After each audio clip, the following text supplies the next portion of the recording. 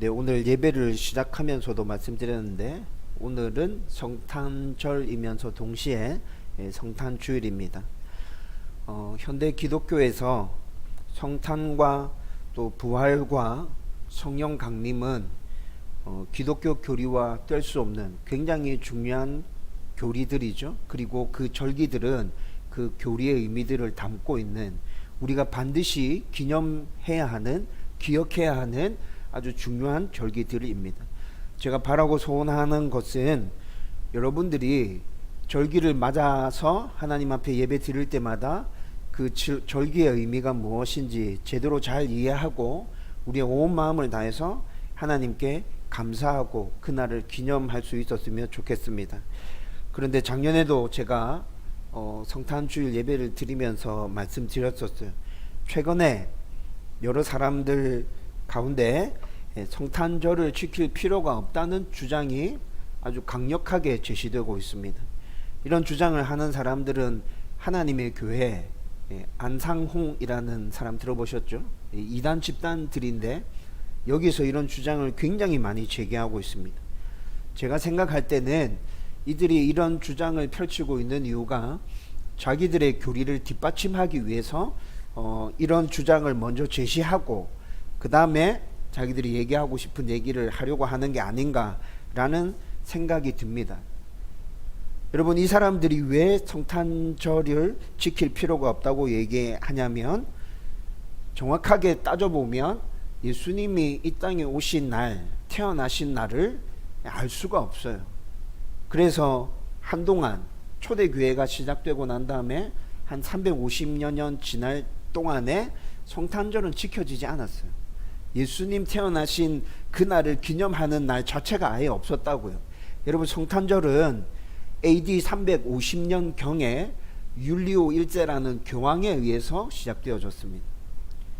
그러니까 이 사람들은 성탄절, 예수님 태어나신 날 정확하게 언젠지 모르는데 12월 25일이라고 못 박아서 지키는 거, 그거 이상한 거 아니냐? 그러니까 12월 25일은 성탄절이 아니야, 이렇게 얘기하는 것이죠. 그리고 이 사람들이 두 번째로 12월 25일 성탄절 지킬 필요 없다 주장하는 것은, 원래 12월 25일은 로마 시대에 태양신이라고 아주 유명한 우상 신이 있었어요. 그런데 이 태양신을 섬기는 최대 축제일이 12월 25일이었어요. 그 날을 예수님이 오신 날로 지킨다고? 말도 되도 안 하는 소리야. 그러니까 12월 25일 지킬 필요가 없어, 이렇게 주장합니다. 여러분, 이 사람들이 주장하는 이런 게 터무니없는 주장이 아니에요. 성탄과 관련된 여러 가지 문헌들을 찾아보면 이 사람들이 얘기하는 게 맞습니다. 예수님이 이 땅에 오신 날 정확하게 알 수 없습니다. 그리고 12월 25일은 로마 시대 때 우상을 섬기는 이들 중에 태양신을 섬기는 자들이 최대 축제일로 지켰던 날이 맞습니다. 여러분, 그런데 또 다른 문헌들을 찾아보면 그렇기 때문에 의도적으로 율리오 1세 교황이 12월 25일을 성탄절로 지키자고 제안한 것이다 라고 기록한 문헌들도 찾아볼 수 있습니다. 여러분, 율리오 2세가 생각한 건 이런 거였던 것 같아요. 예수님이 우리를 구원하기 위해서 이 땅에 오신 건 분명히 맞잖아. 성경에서 계속해서 그 일을 얘기하고 있잖아. 그리고 예수님이 이 땅에 오셔서 우리의 구원을 다 이루어 주셨잖아. 그러면 예수님이 이 땅에 오신 날을 우리는 특별하게 기념해야 되지 않을까? 그리고 12월 25일 가만히 보니까 태양신을 숭배하는 사람들이 최대 축제일로 그날을 온통 전 세계에 난리를 피우고 있는데, 그 사람들에게 예수님에 대해서 좀 더 분명하게 알려줄 수 있는 기회로 그날을 성탄절로 삼으면 그렇게 되지 않을까? 여러분, 이런 생각을 했던 것 같아요. 그래서 12월 25일, 그러면 우리도 그날을 성탄절로 지키자. 예수님이 우리를 구원하시기 위해서 이 땅에 오신 건 분명히 맞아. 그날을 알 수 없지만, 그리고 12월 25일 우상 숭배하는 사람들이 저렇게 날뛰는 거 보니까 우리도 예수님에 대해서 뭔가 얘기해야 할 거리가 필요할 것 같아. 그러면 그날로 정해서 그들에게 우리도 예수님에 대해서 얘기해 주자. 여러분 이런 의미를 담아서 12월 25일 성탄절로 정했다는 그런 문헌의 내용들이 또 찾아볼 수 있어요. 발견되어 준다.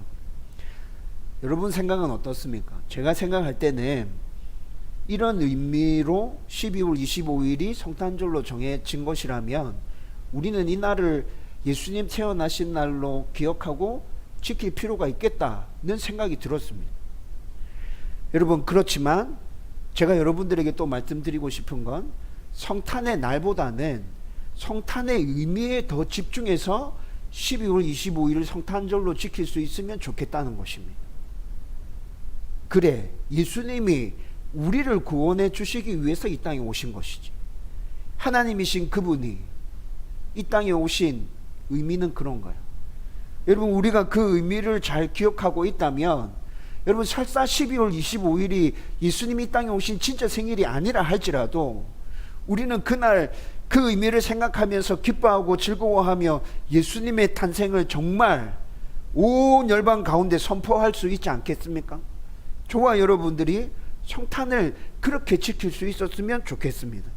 그래서 오늘은 마태복음에 기록된 예수님의 족보를 통해서 예수님이 왜 우리를 구원하기 위해서 이 땅에 오셔야 했는지 그 이유를 다시 한번 더 정확하게 살펴보고 그분께 감사와 영광을 올려드리면서 온 성도들이 함께 기뻐하고 즐거워하는 성탄을 지킬 수 있기를 주님의 이름으로 축원드립니다. 제가 자주 언급한 것인데 먼저 오늘 말씀을 살펴보기 전에 또 우리가 기억해야 될 것이 한 가지가 있습니다. 성경에 다양한 인물의 족보가 여러 곳에서 나타나고 있죠. 그런데 이 족보들은 아주 중요한 역할을 하고 있습니다. 여러분 보통 여러분들은 성경을 읽다가 족보가 나오면 특별히 역대상 읽어보면 역대상은 거의 앞에 1장부터 8장이 족보에 대한 이야기들이거든요. 그 말씀을 읽으면 굉장히 지루합니다. 역대상에 나타나는 족보뿐만이 아니라 성경에 굉장히 많은 족보들이 나타나고 있는데 이 족보를 읽을 때 이게 무슨 의미인지 그리고 굉장히 읽을 때 지루하고 별 의미가 없는 것처럼 느껴집니다. 여러분 목사인 저도 매일 아침에 큐티 하려고 굉장히 노력하면서 그 일들을 계속해가고 있는데 족보가 그날 본문으로 아침에 딱 맞닥뜨려지면 야씨 오늘 큐티 걸렀다. 와, 야 여기서 도대체 뭘 건져내야 되는 건지 이런 생각을 하게 됩니다. 여러분 신학을 공부했기 때문에 그 족보에 굉장한 의미가 담겨 있다는 거 제가 알고 있죠. 여러분 그럼에도 불구하고 그 족보에 담겨져 있는 의미를 캐내려고 하면 족보에서 거론되고 있는 그 사람 한 사람을 자세하게 들여다보고 살펴봐야 돼요. 그런데 오늘 우리가 읽었던 본문 1절부터 17절까지 지금 수십 명의 사람이 등장했죠.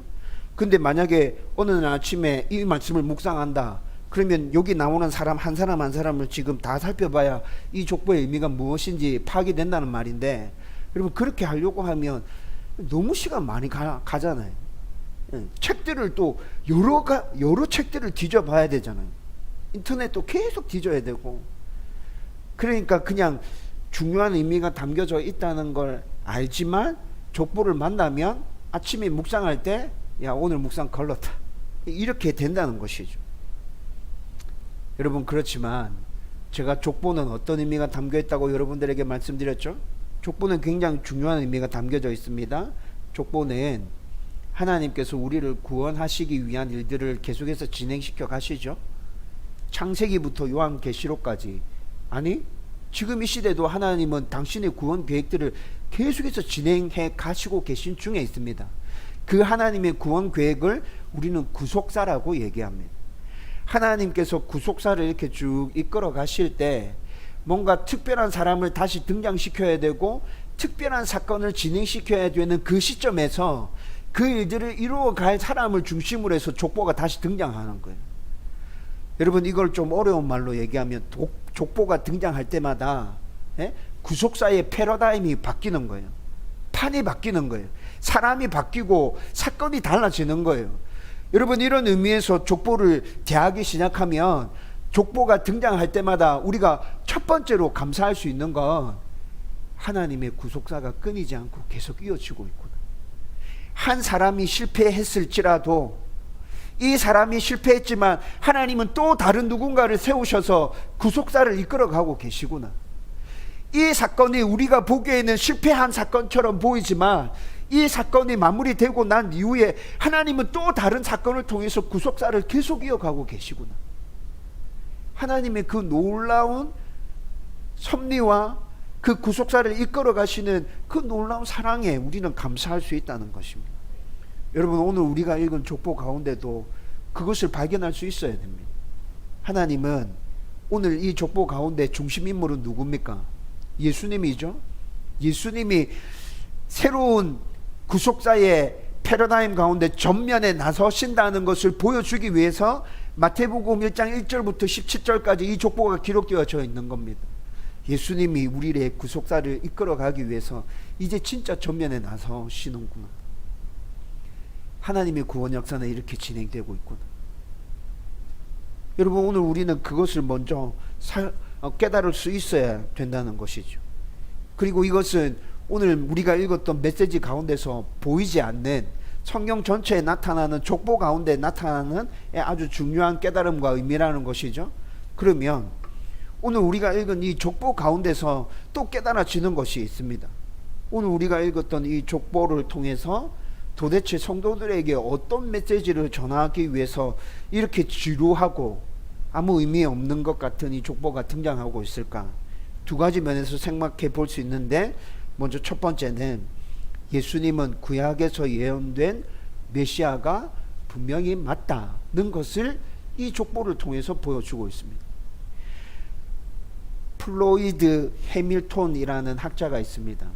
그가 쓴 책 중에 기독교 신앙의 기초라는 책이 있는데, 그 책에 보면 성경에 예수님과 관련된 예언이 332가지가 실려져 있다. 이 학자는 이렇게 얘기합니다. 그리고 바톤 페인이라는 학자가 있는데, 그 학자는 성경 예언 대백과사전이라는 책을 집필했습니다. 그 책에서 페톤은 이렇게 얘기합니다. 예수님에 대해서 이미 성취된 예언이 191가지다. 여러분, 제가 이 사람들이 얘기하는 332개의 예언들, 그리고 191가지의 성취된 예언들, 제가 낱낱이 다 살펴보고 찾아보지 않았습니다. 정확하게 이 주장이 맞는 것인지 잘 모르겠습니다. 그렇지만 제가 분명하게 알 수 있는 건, 성경에 예수님과 관련해서 예언된 메시지들이 정말 많구나. 그리고 그 예언 메시지들 중에 이미 성취된 예언들도 정말 많구나 라는 것들은 알 수 있다는 것이죠. 여러분, 그런데 예수님과 관련된 그 예언들 중에 예수님이 아브라함과 다윗의 후손으로 이 땅에 오실 것이라는 예언도 굉장히 많습니다. 창세기 12장 3절 말씀에 보면 하나님은 아브라함에게 이렇게 말씀하십니다. 땅의 모든 민족이 너를 통해서 복을 받게 될 것이다. 하나님께서 아브라함에게 이렇게 말씀해 주시죠. 여러분, 여기서 하나님께서 아브라함에게 너를 통해서 다른 민족들이 복을 받게 될 거야 라고 얘기하실 때, 하나님 얘기하시는 복은 죄로부터 구원받아서 하나님의 자녀가 되는 복을 말씀하고 있는 것입니다. 모든 복들이 다 포함되어져 있겠지만, 하나님께서 주시고자 원하시는 모든 복들이 다 포함되어져 있겠지만, 그 복들 중에 하나님이 제일 최고로 말씀하시는 복은 바로 그것이라고. 여러분, 그런데 이 복이 아브라함을 통해서 사람들에게 주어진다고 말씀하고 있죠. 사람들을 구원할 메시아가 너의 후손을 통해서 이 땅에 오게 될 거야. 그 메시아가 모든 사람들을 구원해서 다시 나의 백성으로 삼을 거야 라는 의미가 이 말씀 안에 담겨져 있다는 것이죠. 창세기 22장 18절에 가보면 이 메시지는 더욱더 구체적으로 드러납니다. 하나님께서 아브라함에게 말씀하십니다. 내 씨로 말미암아서 천하 만민이 복을 받게 될 것이다. 여러분, 똑같은 얘기하고 있는 거예요. 하나님께서 이 세상 사람들에게 주시고자 원하시는 가장 중요한 복은 죄로부터의 구원인데, 당신의 백성을 다시 삼는 그 복인데, 그 복이 어떻게 주어진다고요? 누구로부터 주어진다고요? 아브라함의 후손으로부터 주어진다는 메시지입니다. 사무엘하 7장 16절 말씀 보면 다윗의 집과 나라가 영원히 보존되고 그의 왕좌가 견고히 서리라고 말씀하고 있습니다. 여러분, 여기서 다윗의 왕위가 영원하다는 말은 그의 후손으로 메시아가 이 땅에 오신다. 메시아가 진정한 왕이신데 메시아가 이 땅에 와서 진정한 왕으로 뚝 서게 되면 그의 나라는 영원하다. 그의 다스림과 그의 통치는 영원할 것이다 라는 메시지가 사무엘하 7장 16절의 이 말씀 안에 담겨져 있다는 것입니다. 시편 132편 11절 말씀에 보면 하나님은 다윗에게 이렇게 얘기합니다. 내 몸의 소생을 내 위에 두리라. 다윗의 몸의 소생, 다윗의 후손들, 그 후손들 중에 다윗 위에 둘 인물이 있다는 겁니다. 여러분, 이 인물이 누군 거예요? 메시아를 얘기하는 거예요. 너의 후손 중에 메시아가 이 땅에 온다. 이사야 9장 7절 말씀에 이렇게 얘기합니다. 메시아가 다윗의 왕위에 앉아서 온 세상을 온전하게 다스리고 통치할 것이다.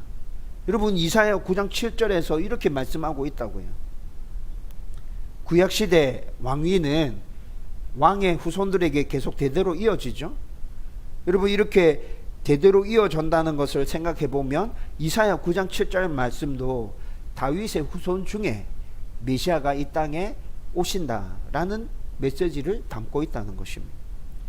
여러분, 이렇게 성경을 찾아보면 아브라함의 후손으로, 다윗의 후손으로 메시아는 이 땅에 오게 될 거다라는 예언들이 정말 많다는 것이죠. 여러분, 그런데 이런 예언들이 중요한 이유는 뭡니까? 그 당시 유대인들은 아브라함과 다윗의 후손으로 이 땅에 오실 메시아를 고대하고 있었습니다. 여러분, 그 당시 유대인들 뿐만이 아니라 지금 이 시대의 유대인들, 유대교 유대인들은 여전히 아브라함의 후손과 다윗의 후손으로 이 땅에 오실 메시아를 고대하고 있어요. 그들은 예수님을 메시아로 인정하지 않죠. 여전히 그 메시아를 기다리고 있다고요. 여러분, 이들이 가지고 있는 생각은 어떤 생각인지 여러분들에게 또 자주 말씀해 드렸습니다.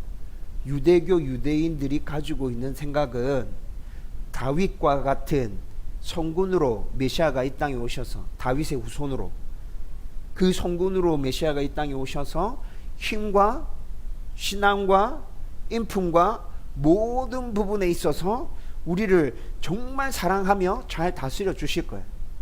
성경에서 그런 메시아를 보내주신다고 약속하고 있는데 다윗 같은 그런 사람이면 좋겠어.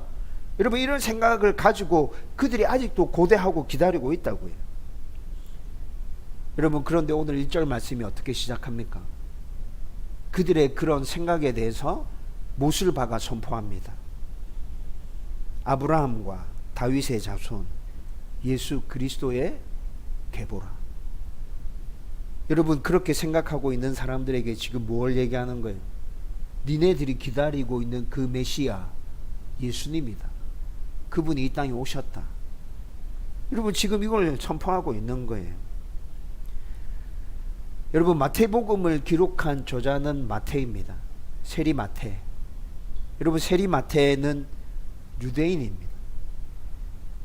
원래는 유대교였죠. 여러분, 그래서 세리 마태는 유대인들이 아브라함과 다윗의 후손으로 오실 메시아를 고대하고 있다는 걸 너무 잘 알고 있었어요. 그리고 또 유대인들은 예수님을 메시아로 인정하지 않는다는 것도 너무 잘 알고 있었어요. 그래서 마태가 성령의 감동 가운데 마태복음을 기록합니다. 여러분, 마태복음의 주제는 뭔지 아세요? 이 땅의 왕으로 오신 예수 그리스도. 이 땅의 왕으로 오신 예수 그리스도. 마태는 지금 유대인들에게 복음을 설명하기 위해서 마태복음을 기록하고 있는 거예요. 유대인들은 예수님을 메시아로 인정하지 않는다고 말씀드렸죠. 이 사실을 너무 잘 알고 있는 마태가 예수님은 이 땅의 왕으로, 메시아로 이미 우리 가운데 오셨어. 그분이 모든 일들을 다 이루셨어. 여러분, 이걸 설명해 주기 위해서 유대인들의 관점에서 예수님을 지금 설명해 주고 있다는 것입니다. 그런데 그 기록 첫 번째가 어떻게 시작하고 있다고요? 유대인들이 인정하지 않는 그 사실을 분명하게 선포합니다. 아브라함과 다윗의 자손 예수 그리스도. 니네들이 기다리는 그분이 예수님이야. 마태도 동일하게 지금 이 선포로 시작하면서 마태복음을 기록하고 있다는 것이죠. 여러분, 이뿐만이 아니라 성경 곳곳에 메시아와 관련된 구약의 예언이 예수님을 통해서 성취되어지는 모습들은 계속 나타나잖아요. 여러분, 이 모든 것들은 예수님이 우리를 구원하기 위해서 이 땅에 오신 메시아가 분명하다라는 사실을 보여주는 것입니다.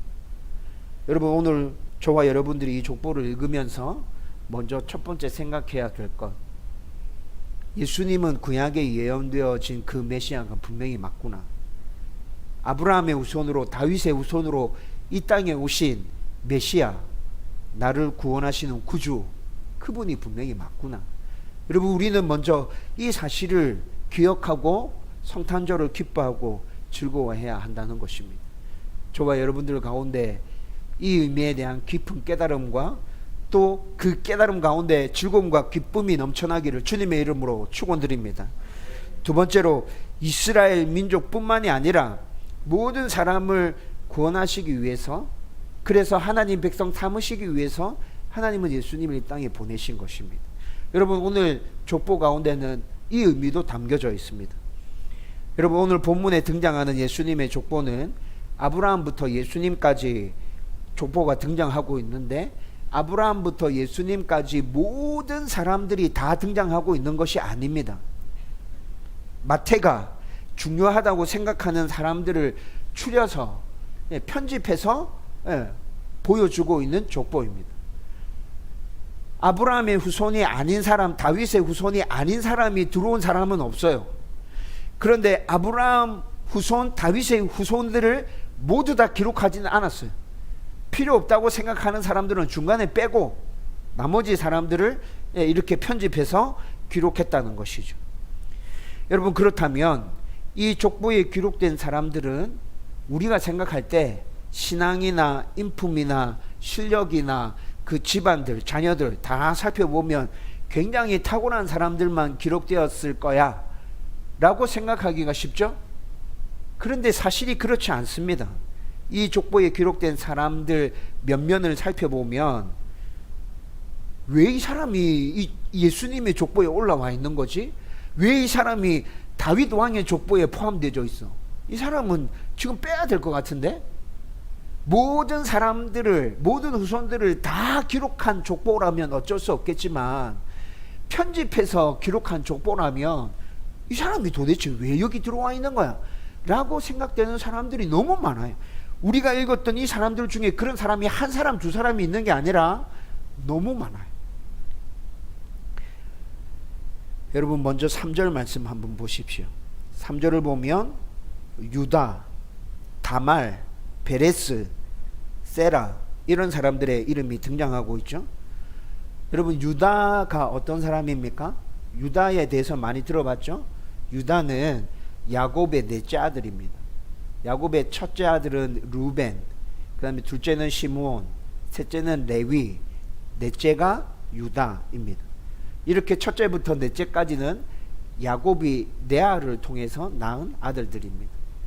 여러분, 그런데 창세기 말씀을 읽어보면, 창세기 49장 말씀을 읽어보면 야곱의 첫째 아들은 루벤이었는데 실제로 넷째 아들 야곱이 장자의 명분을 이어받았다는 것을 알 수 있습니다. 그리고 창세기 46장 28절 보면 유다가 장자의 명분을 받았기 때문에 유다를 통해서 메시아가 이 땅에 오신다는 예언도 기록되어져 있습니다. 여러분, 르우벤은 야곱의 첩과 안 좋은 일을 벌였죠. 그래서 장자의 명분을 잃어버렸어요. 시므온과 레위는 자기 여동생이 강간당하고 왔을 때 무자비하게 자기 동생을 강간한 민족들을 살육해버렸죠. 그래서 첫째, 둘째, 셋째는 나가 떨어졌고 하나님께서는 지금 유다를 선택하신 거예요. 여러분, 그런데 유다에게는 세 아들이 있었어요. 엘과 오난과 셀라라는 세 아들이 있었는데, 이 큰아들이 다말이라는 여인과 결혼합니다. 그런데 큰아들이 다말과 결혼해서 자녀를 낳지 못하고 죽어버렸어요. 여러분, 이스라엘 민족에게는 아주 독특한 법이 있는데, 우리가 잘 이해할 수 없는 독특한 법이 있는데, 계대 결혼이라는 법칙이 있습니다. 여러분, 이것은 유대인들은 후손을 굉장히 중요하게 생각해요. 혈통을 중요하게 생각하고 후손을 중요하게 생각하는데, 큰아들이 자녀를 낳지 못하고 죽어버리면 큰아들의 대가 끊어지는 거잖아요. 이 집안의 대가 끊어지는 거잖아요. 근데 유대인들은 후손을 되게 중요하게 생각한다 그랬죠. 그래서 둘째가 형수와 결혼해서 큰 형의 대 집안을 이어주는 그런 법칙이 있었는데, 그게 계대 결혼법이었어요. 하나님께서도 말씀하신 거고, 유대인들은 다 그런 계대 결혼법에 의해서 후손이 끊어지는 집안의 후손들을 계속 이어줬다고요. 여러분, 그런데 엘이 다말과 결혼해서 아들이 없어서 죽었어요. 그러면 이제 둘째인 오난이 다말과, 형수인 다말과 결혼해서 형 엘의 그 후손들을 낳아서 그 가문이 계속 이어질 수 있도록 해줘야겠죠. 그래서 오난이 다말과 결혼해서 형의 후손을 이어줄 책임을 지게 됩니다. 그런데 오난이 그 일을 성실하게 행하지 않죠. 그래서 하나님께서 오난을 벌하심으로 죽이십니다. 그 다음에 막내 셀라만 남았습니다. 셀라만 남았는데 유다가 생각하죠. 셀라도 혹시 오난처럼 그렇게 해버리면 셀라도 죽겠는데, 야 이거 진짜 이거 큰일 날 것 같아. 그래서 셀라가 어리다는 핑계를 대면서 다말에게 셀라를 허락해 주지 않죠. 여러분, 이 상황을 눈치챈 다말이 어떻게 합니까? 창녀로 변장해서 시어머니가 죽고 홀로 살아가는 시아버지 유다를 꼬십니다. 그렇게 해서 유다와 함께 동침하게 되고, 그 사이에서 아이들이 태어나는데 쌍둥이가 태어나죠. 그 아이들이 지금 베레스란 말이에요. 세라란 말이에요. 여러분, 이런 사건들이 창세기 38장에 아주 자세하게 기록되어져 있습니다. 여러분, 우리나라 사고방식에서 아무리 계대 결혼이라고 하더라도, 유대인들 가운데 그런 법칙이 있다 하더라도, 우리나라의 사고방식에서 이 모습을 보면 형제들이 또 그렇게 해주면 하나님이 정하신 법이니까 또 모르겠는데, 시아버지랑 며느리, 여러분 이게 이해가 됩니까? 우리나라 사고방식에는 이건 이해가 되지 않아요. 그렇죠? 여러분, 그런데 성경에서는 시아버지와 며느리 사이에서 태어난 그 베레스와 세라를 계대 결혼으로 의해서 후손이 이어진 것으로 인정해 주고 있습니다. 여러분, 아무리 계대 결혼이라 하더라도 이거 다른 풍습과 문화 가운데 살아가고 있는 사람들이 볼 때 잘 이해되어지지 않는 부분이라는 것이죠. 받아들여지기 어려운 부분이라는 거죠. 여러분들이 예수님의 족보를 기록한다면 이런 논란의 소지를 불러일으킬 다말을 기록하고 싶겠어요? 저 같으면 뺐을 거예요. 골라서 기록해야 된다면 다말 빼. 야, 다말 얘 다른 사람들이 보면 진짜 얘 말 많이 할 것 같아. 얘 안 돼. 여러분 빼겠죠? 그런데 지금 다말의 이름이 올라와 있어요. 5절 말씀 보십시오. 살몬과 라합과 보아스와 룻의 이름이 등장합니다. 여러분, 그런데 라합은 또 어떤 여인입니까? 여호수아 2장에 보면 여리고 성에 거주하는 창녀로 나옵니다. 라합은 여리고 성에 거주하는 창녀였어요. 여러분, 라합이 또 어느 민족이냐 하면 아마리 족속에 속한 민족입니다. 여러분, 아모리 족속은 하나님께서 멸하라고 말씀하신 가나안 족속 7개 중에 포함되는 족속입니다. 아모리 족속, 가나안 족속 7개 멸하라고 하나님께서 말씀하신 이유는 그들이 너무 악한 짓을 많이 했어요. 하나님께서 심판하셔서 그들을 벌하실 수밖에 없는 상황에 이르렀어요. 가나안에 있었던 사람들이 그만큼 죄를 많이 짓고 악하게 살았단 말이에요. 그래서 이스라엘 백성들에게 명합니다. 가나안 땅에 들어가면 가나안에 살고 있는 7족속은 전부 다 멸해. 걔들 다 죽여야 돼. 걔들 살려두면 니네들도 걔들처럼 범죄하게 될 거야. 그러니까 걔들은 살려두면 안 돼. 여러분, 그런데 라합이 암모리 족속의 여인이었다는 것이죠.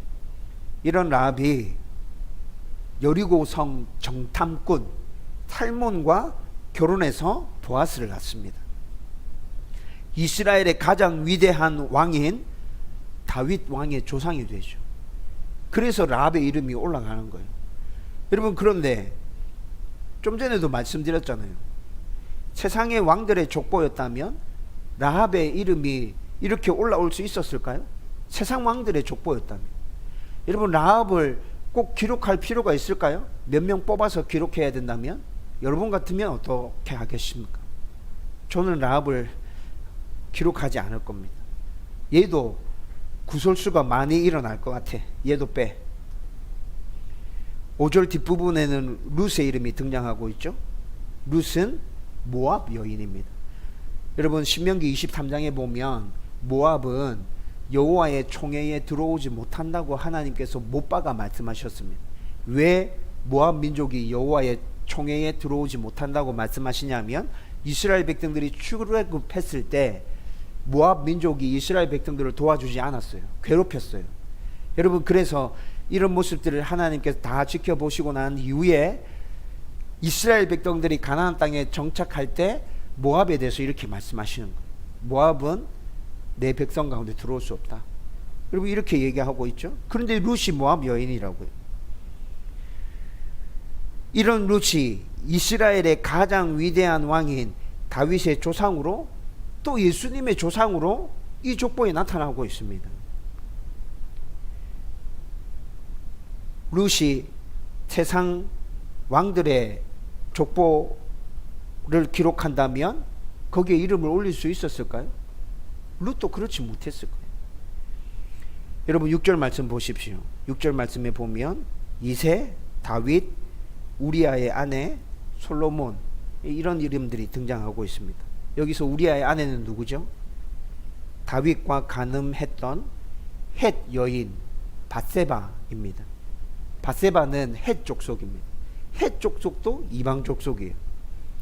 여러분, 어떻게 생각해 보면 밧세바의 처지에서는 다윗이 간음하려고 할 때 자기가 어떻게 할 수 없었을 거예요. 그렇죠? 이 사건은 순전히 다윗의 잘못입니다. 성경도 그렇게 인정하는 것 같아요. 여러분, 그럼에도 불구하고 왕의 족보를 기록할 때 굳이 우리아의 아내 밧세바라는 이름을 쓰지 않고 우리아의 아내라는 명칭을 썼죠. 여러분, 이 자체가 지금 뭘 얘기하고 있는 거예요? 불륜을 얘기하고 있는 거잖아요. 여러분, 이렇게 굳이 족보에 기록할 필요가 있었을까요? 여러분, 이때 이 당시에 여인의 지위에는 형편없었습니다.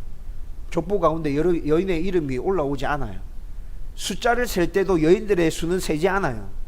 여러분, 여인들의 여인들의 지위가 이렇게 형편이 없었던 시절, 굳이 족보에다가 여인들의 이름을 넣어야 했었다면 왜 이런 여인들의 이름을 넣었을까? 나 같으면 절대 기록 안 했을 건데. 여러분, 사레의 이름이 올라가 있었으면 얼마나 좋았을까요? 모세의 어머니 요게벳의 이름이 올라가 있었으면, 사무엘의 어머니 한나의 이름이 올라가 있었으면, 여사사였던 드보라의 이름이 올라가 있었으면 얼마나 좋았을까요? 여러분, 예수님의 족보가 더 뽀대나지 않았을까요? 여러분, 그런데 그런 여인이 아니라 이런 여인이 올라와 있어요. 또 이후에 나오는 다윗의 후손으로 남유다의 왕으로 등극했던 사람들 이름을 봐도, 야, 도대체 왜 이 사람이 여기에 기록되어 있는 거지? 르호보암, 아비야, 요람, 아하스, 므낫세, 여고냐. 여러분, 이 사람들은 다 남유다의 왕이었습니다. 그런데 이 사람들에 대한 평가는 다윗과 같이 행하지 아니하였더라. 하나님께서 이 사람들을 악한 왕이라고 평가하셨어요. 우상을 숭배했던, 하나님께 순종하지 않았던, 하나님을 배반했던 악한 왕이라고 평가했던 이들이 지금 예수님의 족보 가운데 이렇게 등장하고 있다는 겁니다. 도대체 왜? 왜 이런 여인들을 예수님 족보에 기록하고 있고 왜 이런 왕들을 예수님 족보에 기록하고 있는 거지? 라는 생각이 들죠. 여러분, 이 족보를 통해서 우리에게 선포하려고 하는 메시지는 아주 분명합니다. 예수님의 족보 가운데도 엮이는 가정들 이렇게 많았어. 그런데 예수님은 이 모든 사람들을 구원하시기 위해서 이 땅에 오신 거야 라는 메시지를 이 족보에 담고 있다는 것이죠. 여러분, 예수님의 족보를 살펴보니까 진짜 문제가 많잖아요. 근데 예수님은 이들 모두를 다 구원해 주시기 위해서 이 땅에 오셨다 라는 메시지가 여기 안에 지금 포함되어져 있는 거예요. 오늘 우리가 읽진 않았지만 마태복음 1장 21절 가면 천사가 요셉에게 아기의 이름을 예수라 지으라고 말하고 있습니다. 여러분, 그러면서 그 예수라는 이름이 어떤 뜻인지 얘기해 주죠. 그가 자기 백성을 저희 죄에서 구원할 자이심이라. 자기 백성을 구원할 자.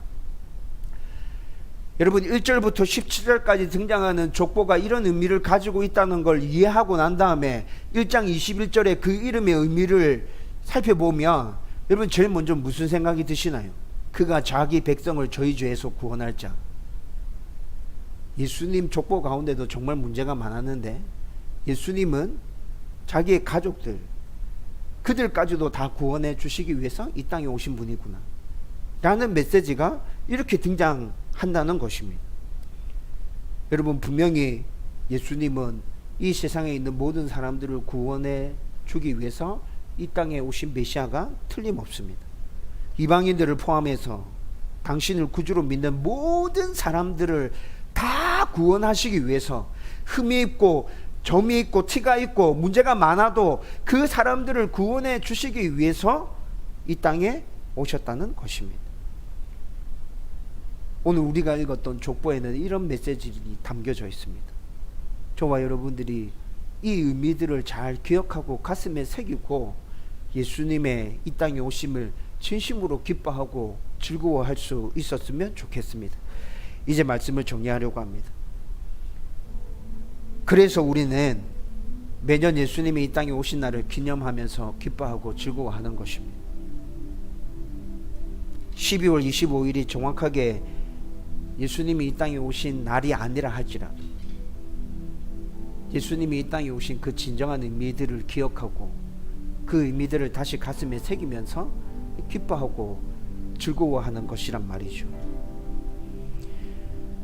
우리를 영원한 죽음과 죄에서 구원하기 위해 이 땅에 오신 예수님, 구약에서 진정한 자유를 주시는 자로 예언되어진 그 메시아, 죄와 흠이 많아도 유대인만이 아니라 당신만을 믿기만 하면 모두를 구원해 주시는 메시아 예수님, 저와 여러분들이 이 예수님을 진정한 우리의 구주로 믿고 온전하게 섬기면서 그분의 나심을 온 마음을 다해서 기뻐하고 감사하고 즐거워할 수 있기를 주님의 이름으로 축원드립니다.